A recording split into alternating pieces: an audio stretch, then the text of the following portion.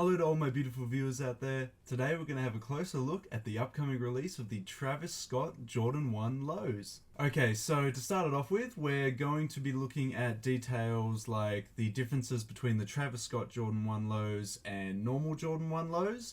Then we're going to look at the price, the release date, and any other details that come up while we're looking into them. But to start off with, I think I've got to go full Travis Scott. We've got the Astroworld hoodie. We've got the Wish You Were Here cap. Let's begin, guys. Okay, so instead of actually looking anything like someone who listens to like Travis Scott, I look like someone who listens to Hilltop Hoods or Australian hip hop right now, or just a general degenerate in general. But we should go into the first image, compare, have a look.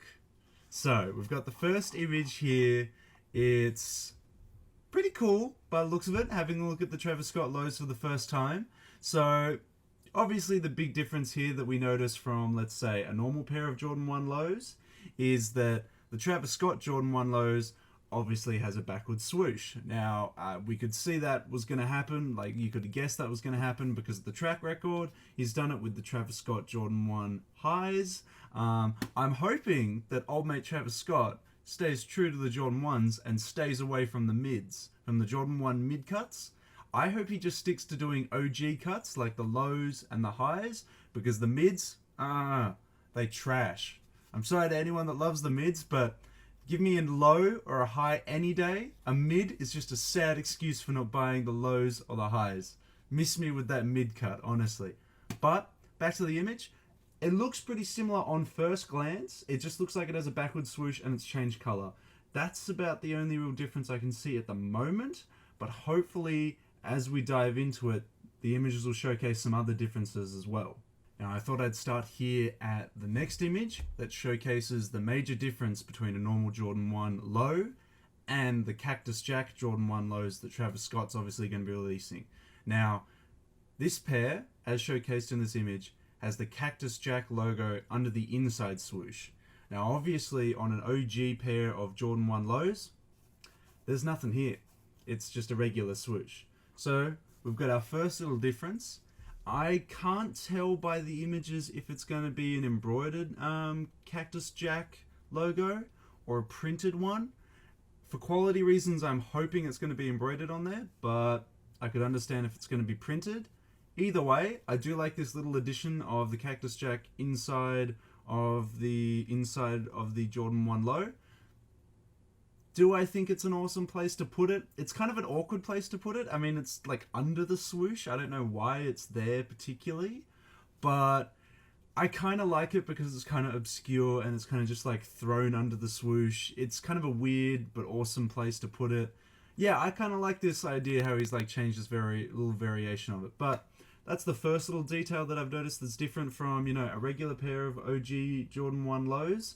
Again, I'm a big fan of Travis Scott changing the actual silhouette of the shoe and applying what he likes to do to the pairs of shoes, because I'd hate to see this shoe just being recolored into a different colorway and then him releasing it saying, "Oh, look at my Jordan 1 low. It's awesome. I've literally just recolored the shoe and now I'm going to sell it to you for $170 or something." Now, I like that he's changed it. I like that he's added a little Cactus Jack under the inside swoosh. It's a nice little addition. I'm not too fussed by it. I don't think many people are going to notice it because it's like on the inside of the shoe. Like, how many times do you look at the inside of someone's like shoe? Like, come on, let's be real. The outside is what matters, really. But again, cool little addition. We'll move on to the next image and have a look at the other changes that he's done to the lows. Okay, and the next change that's quite noticeable is obviously the Cactus Jack logo on the tongue. So if I pull out the tongue of just a normal Jordan 1 low, as you can see on, well, if you can barely see it, oh my lord. Okay, so there's nothing there. There's no hidden logos on the sides of the tongue. There's nothing. It's literally just Nike Air on the front. And that's just to slightly deviate a little bit. That's how you tell the difference between OG Jordan 1 lows and not OG Jordan 1 lows. Because not OG Jordan 1 lows will have a Jumpman here.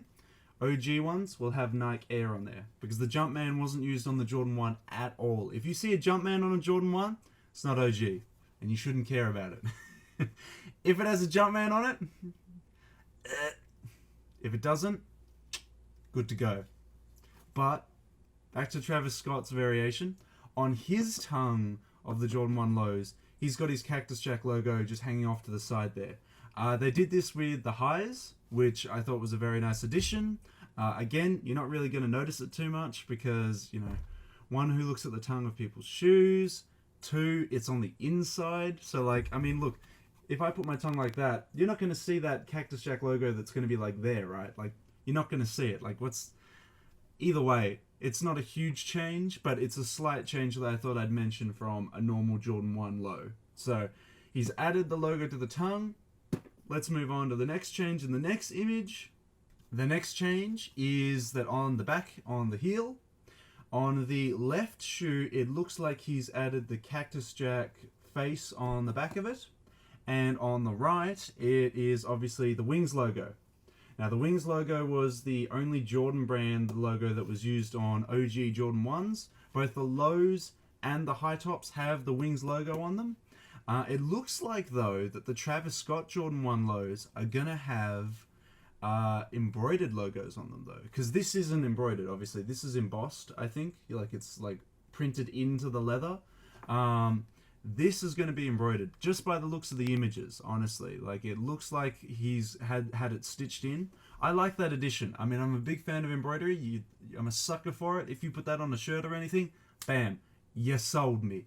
But it's a really nice change. I like that he's also kept the OG logo on the back, as well as applied his own logo to one of the shoes as well. It's a nice little addition. I'm actually quite fond of this, and that's another change. Let's see if we've got any more changes to the Jordan 1 lows. And another change that we've found, not necessarily one that someone's really going to notice, but they've got different insoles to the traditional Jordan 1 insoles. So instead of just having the traditional Jordan 1 insole, we've got an insole that has the Wings logo at the end of the left inner sole. We've got the Cactus Jack logo on the left inner sole and a Jumpman on the left inner sole. On the right inner sole, we've got the Cactus Jack head up the top. I don't know if it has a specific name, but I'm just going to call it the Cactus Jack head.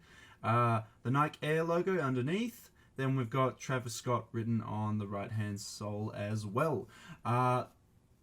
People may skip over the fact that the change in insoles matters at all, but a good thing about changed insoles for shoes like Jordan 1s and stuff like that is that it is always a good way to tell when you're buying a pair of Jordan 1s if they're real or fake, is the insoles. And especially with insoles like this, with heaps of graphics and stuff on them, because it's going to be hard for people to fake, like, properly well done inner soles with these kind of graphics on them. So I like that little touch. I don't think he, like, made the inner soles with the idea of being like, haha, this will make those, you know, Chinese manufacturers really struggle to fake my shoes.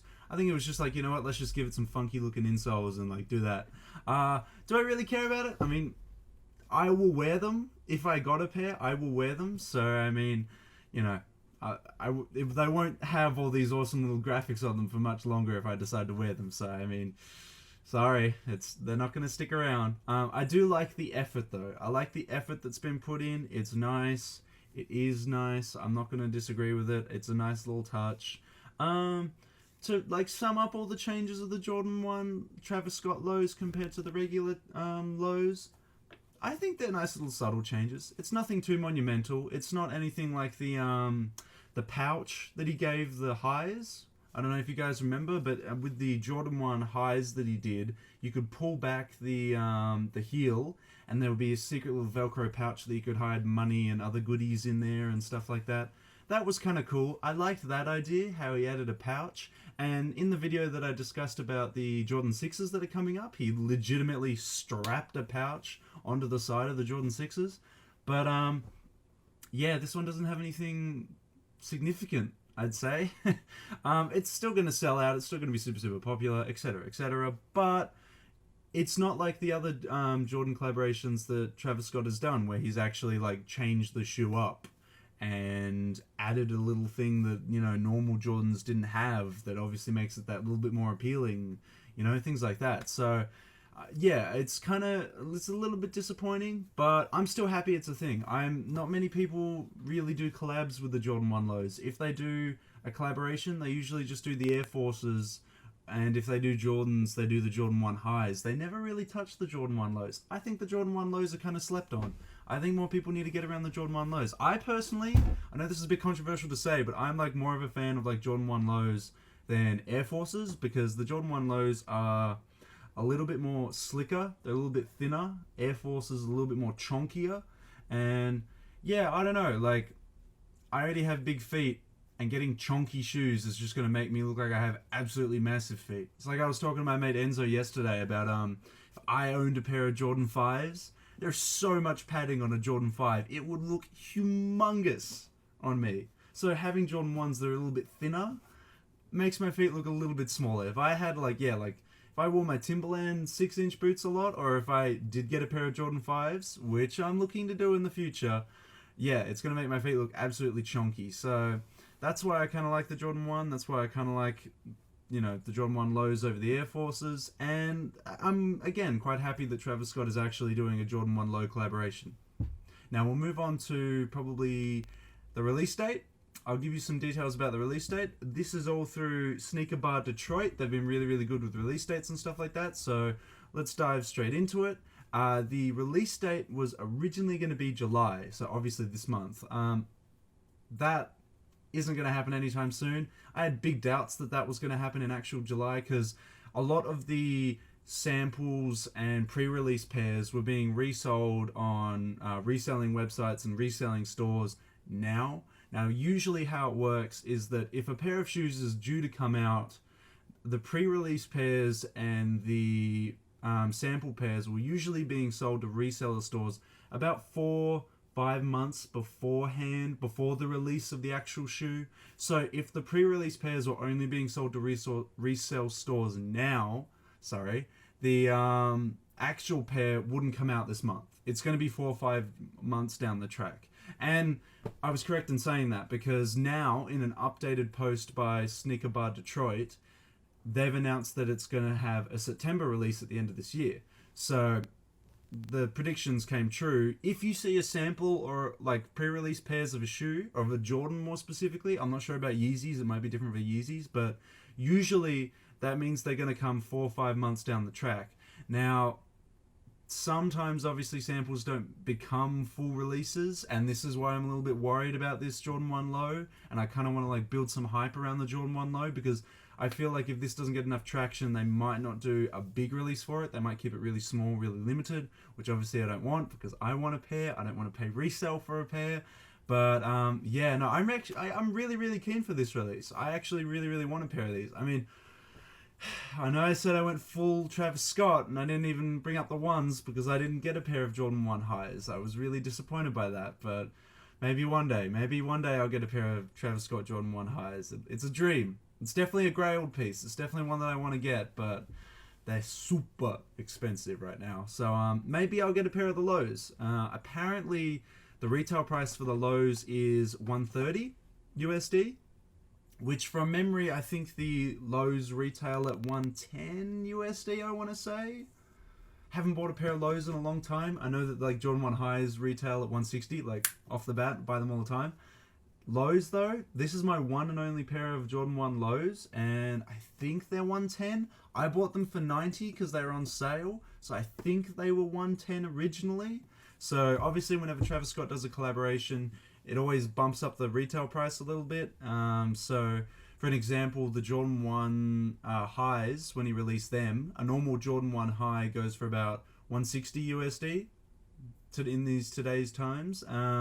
But his Jordan 1 high went for $170, so it was a little bit up there, a little bit more. So, either way, $130 isn't too dramatic in price. I'd pay $130 for a pair of these. Apparently, they're mostly going to be suede. They're not going to be your traditional leather. That'll be hit or miss for some people, but I think it looks really nice with the color. I think with this dark brown, well, they call it the mocha brown. That's what they've been dubbing it, so we'll call it the mocha brown. With the black and the massive white swoosh. I think it's a nice color combination, and I think it would look quite nice in suede. So I'm not hugely fussed by it not being leather, like, traditional Jordan 1s are. So, meh. It's not a huge drama for me. But let me know in the comment section, guys. Are you worried about it being suede? Would you rather it be normal leather? As I said, I'm not hugely fussed by it. And that's it, fellas. That's all the details we got. So September, we haven't actually got a date. It's just like inside of September at some point. So I mean, if I'm going to take bets, I'm going to say end of September maybe. I don't know. But yeah, no, I'm really keen for this shoe. I love Travis Scott. I love the collaborations that he's done with Jordan Brand so far. Keen for him to keep doing them. Keen for the 6s to come out. Keen for these 1 lows to come out. If he manages to get all 3 to come out in this year, that's 3 collaborations he's done in 1 year. So that's pretty impressive. I got to give props to him, seriously. 3 collaborations with Jordan Brand in 1 year while he's also like touring with Astro World and everything like that. So yeah, I think it's really cool. Are you guys keen for it? Let me know in that comment section below, guys. Are you keen for the Travis 1 lows? Will you pick up a pair if they drop? You know me, it's at Jordan 1. I have to pick it up. And above all, guys, I'd just like to say thank you for watching today. Don't forget to follow the socials in the descriptions for the latest updates on videos and everything like that. And of course, until next time, I'll catch you later.